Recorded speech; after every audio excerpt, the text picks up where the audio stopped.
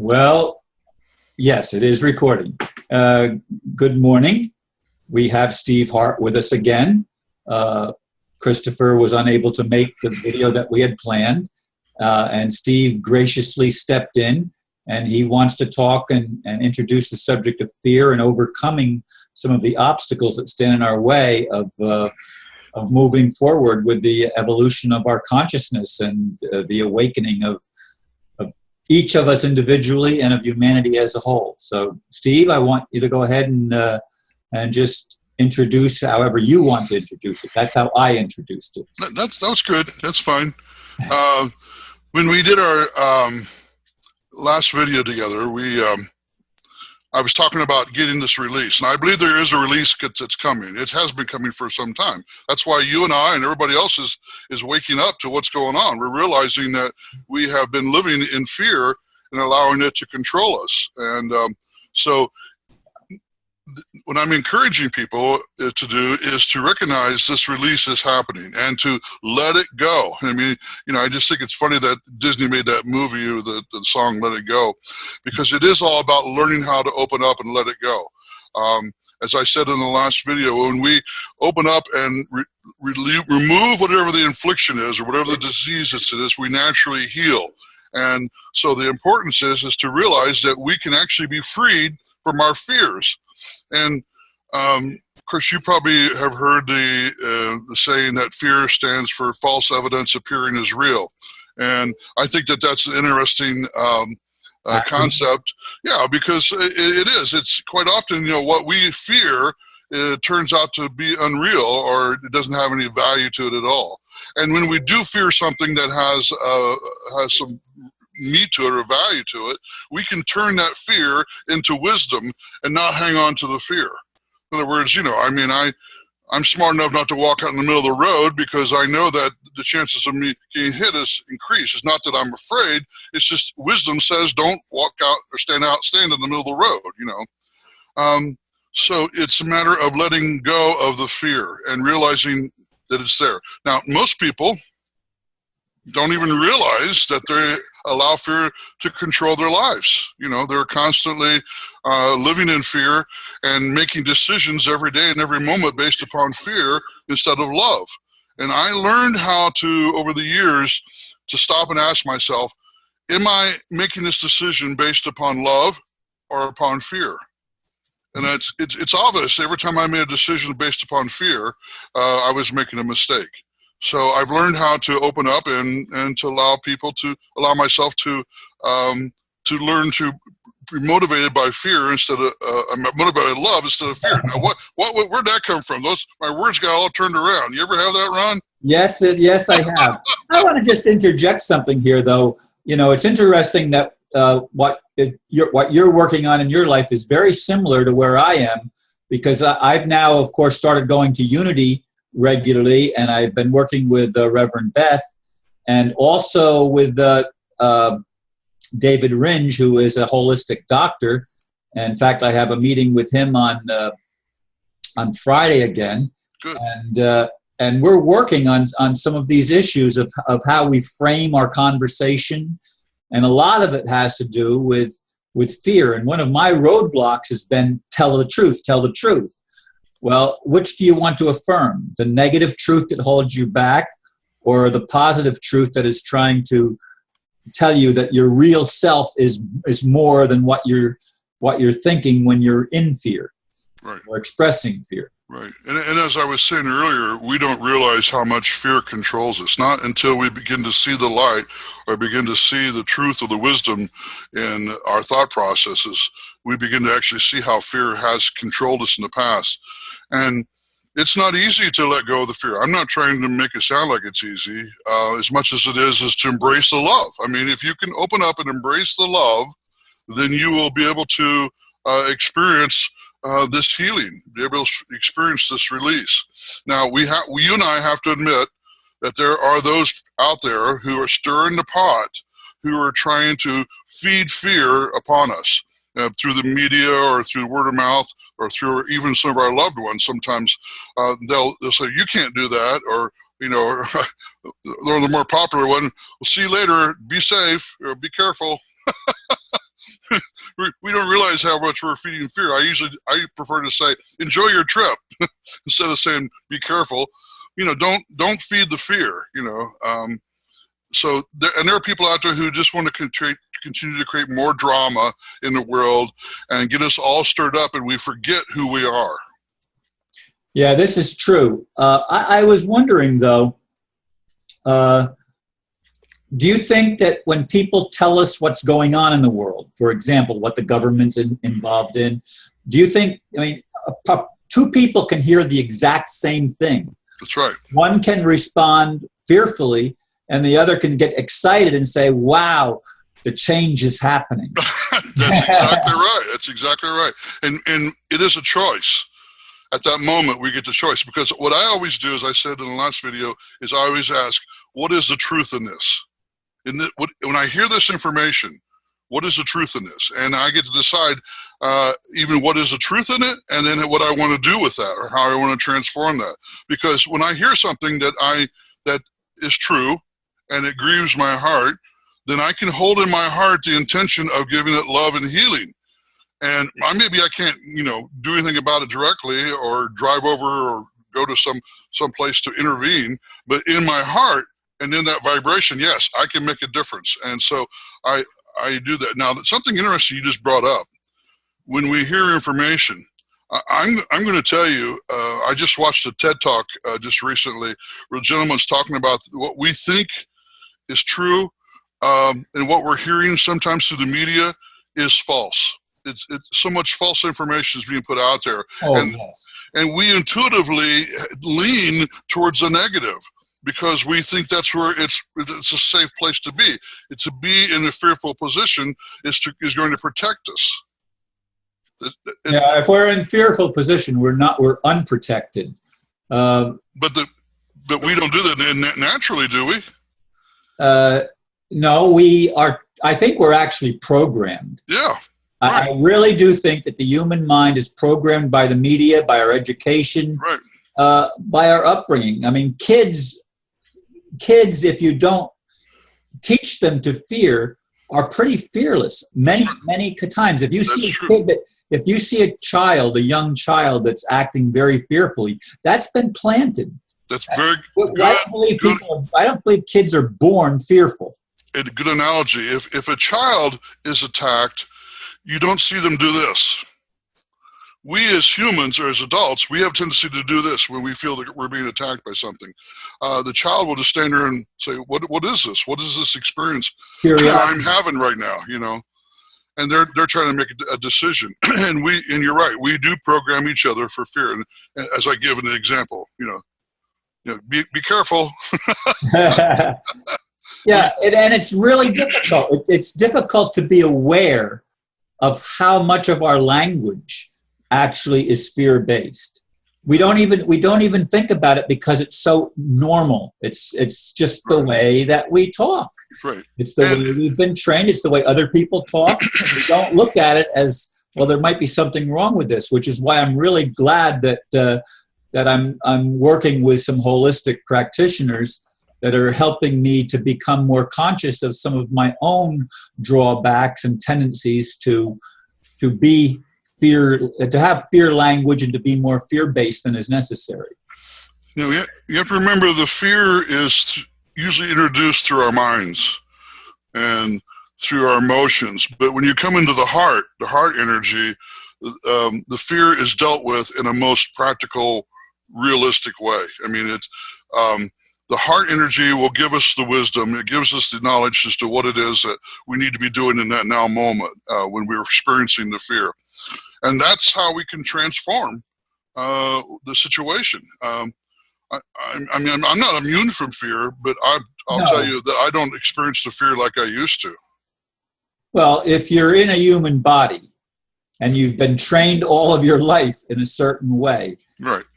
To claim immunity is probably you're not being truthful to yourself because there is the element that's there because it's been trained to be there. Mm-hmm. We've been indoctrinated with certain things our entire lives, and to overcome and see it from a different perspective is a challenge.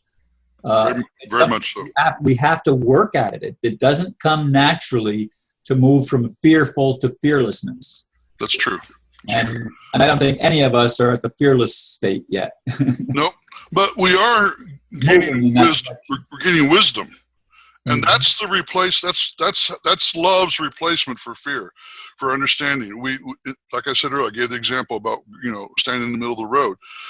It's wisdom that is given to us. So we do make choices based upon using wisdom, which is from the inner source energy of love. And that is real. That's why wisdom is so important for us to open our minds. But as we do, our higher selves will give us that understanding. It wants to give us that understanding. The only resistance we have is the fear within us that we hold on to, and we think we have to hold on to it, because it's comfortable. The fight or flight type, energy that we're programmed with, that's what we hold on to. We think that that's the answer to our problems. Yeah. I'm not saying it doesn't have any value. Please understand. I'm not saying if you don't have this wisdom or this knowledge of knowing who you are, then the fight or flight is there to serve you well. I mean, you get out of the way, or either to protect yourself. And I do believe that we have every right to protect ourselves. I mean, it would be crazy to stand in the middle of a busy traffic intersection, for example, right. and say, well, I don't have anything to be afraid of. I'm okay. We put ourselves in harm's way, right? Because we're fearless. Right. That's insanity. and if somebody comes at me to attack me, it's not like I'm going to not defend myself. Right. Or defend another person next to me and for their defense if they're being attacked. Everything in balance. That's exactly right. Yeah. At the same time, I'm not going to aggressively attack someone else. I'm not going to. I don't have to do that. That's why I like, if you talk about the martial art, I have a friend who's a black belt in Aikido. The Aikido art is you take the energy that's coming at you and you disable it.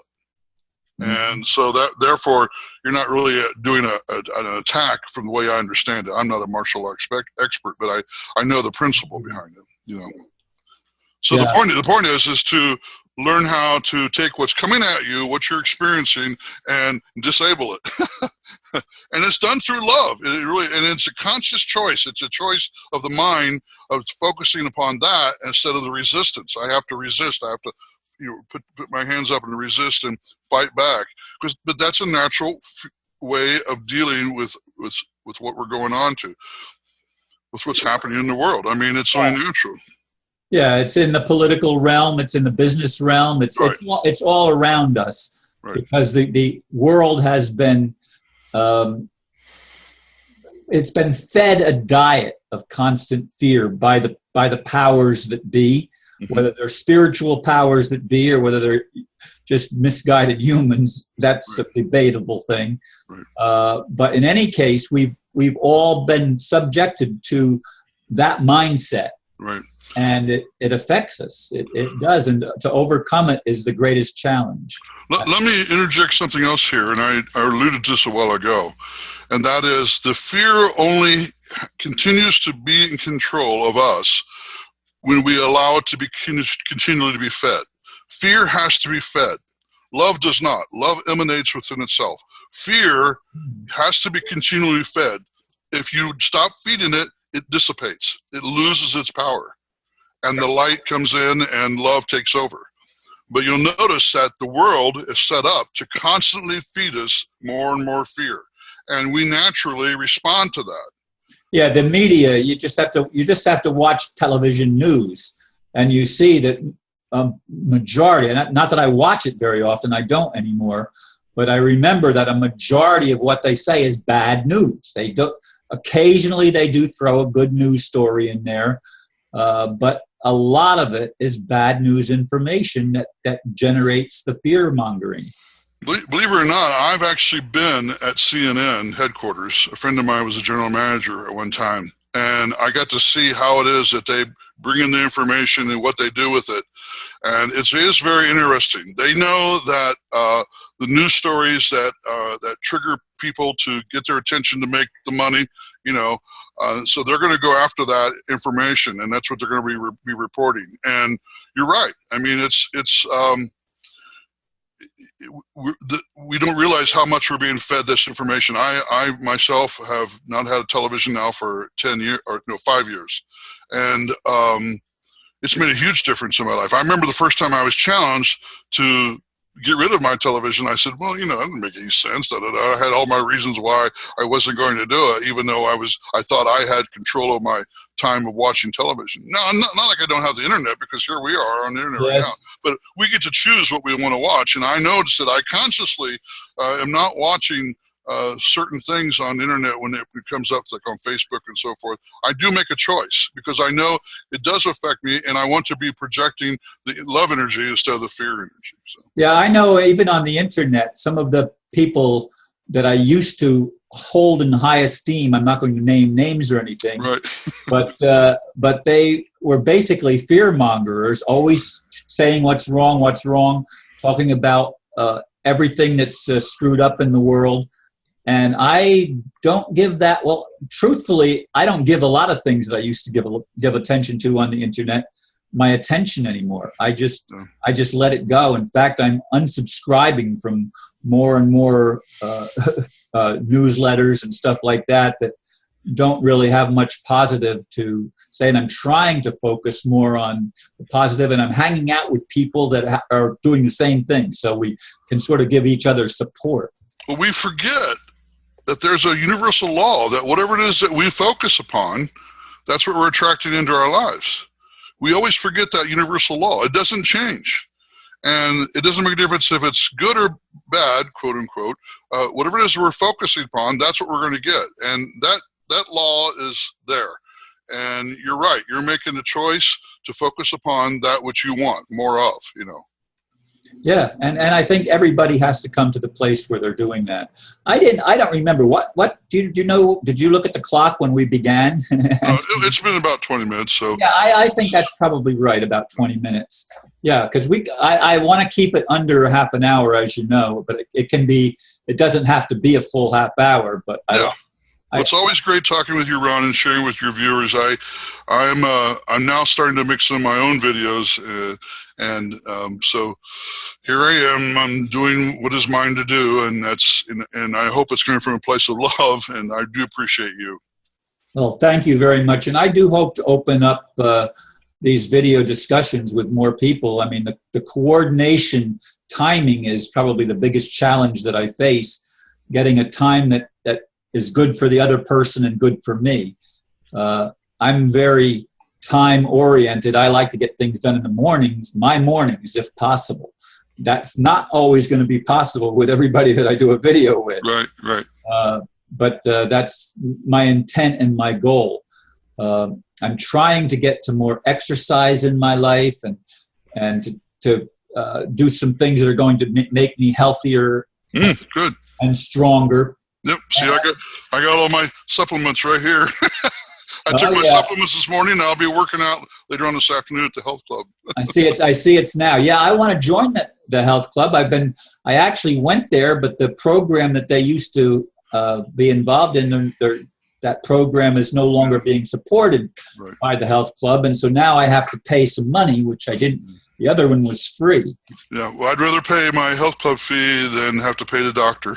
Yeah, well, my intention is to get there, but it's been there for a week. No, I understand. In your case, you do whatever you're yours to do. Yeah, I have to build my body up, and I can't be focusing my mind on things that are not strengthening me. Well, you're doing a lot better than you were throughout the last months. I remember coming to see you at the hospital and watching you struggle. I mean, I thank God your mind is coming back, your spirit is there, and I'm very appreciative of that.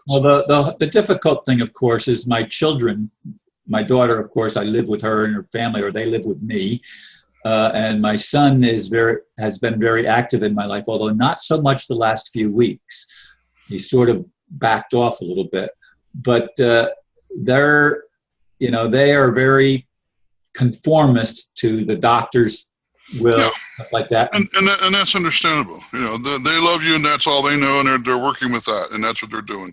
And I'm actually praying over my pills and my prescriptions and stuff. Mm-hmm. I don't want them to put me on new stuff. I don't want to, like my dad, they kept expanding. Well, now take this one and then this one, and taking 20 some different pills every single day. I'm always reminded they're practicing medicine. They did not perfect it. No, they didn't. And when I get to where I want to be, I will no longer be taking any prescription medications. Good. And just the holistic, the vitamins and supplements that are good for me. And even a lot of my supplements, most of them still sit in a box that's I don't take them. I can't take everything that I. Right. Yeah. You can. And there's a lot of information out there. You have to. I connect with my higher self on each supplement. I mean, this is my new one that I'm taking now. That's really making a big difference. What is that, Hawthorne? Yeah. This is This is the horse chestnut, which is more for my circulation. You know, both you and I have had trouble with our lower legs, and so that one's helping me with that. So yeah. Speaking of that, the swelling has gone down to all right. non-existent in my feet. The numbness is still there, especially my right foot. My right foot, which is the one that I had the stroke. You know, my whole right side was paralyzed, and that one's still a lot more. I mean, 3 times probably more numb than the left foot. We'll talk about that later on. You and I talk, and I'll share with you what I've been taking for that. So. Yeah. So anyway, I appreciate the conversations that we have. I hope other people appreciate the honesty and that we're talking about what we've come through and some of the challenges. I think that's important. Yes. So, and I thank you for sharing your little bit of your journey, and hopefully we'll share more Looking forward to it. As often as we need to. But I do want to get to, as I said, where I'm doing at least 5 times a week if I could. I'd like to be doing interviews with people. Well, there are people out there. You'll find them. Yeah. They'll come to you, and it'll be good. All right. Well, thank you, Steve. Really appreciate it. And I hope you have a wonderful day. Yeah. Namaste. Namaste. Where's the end button? There it is. And stop recording.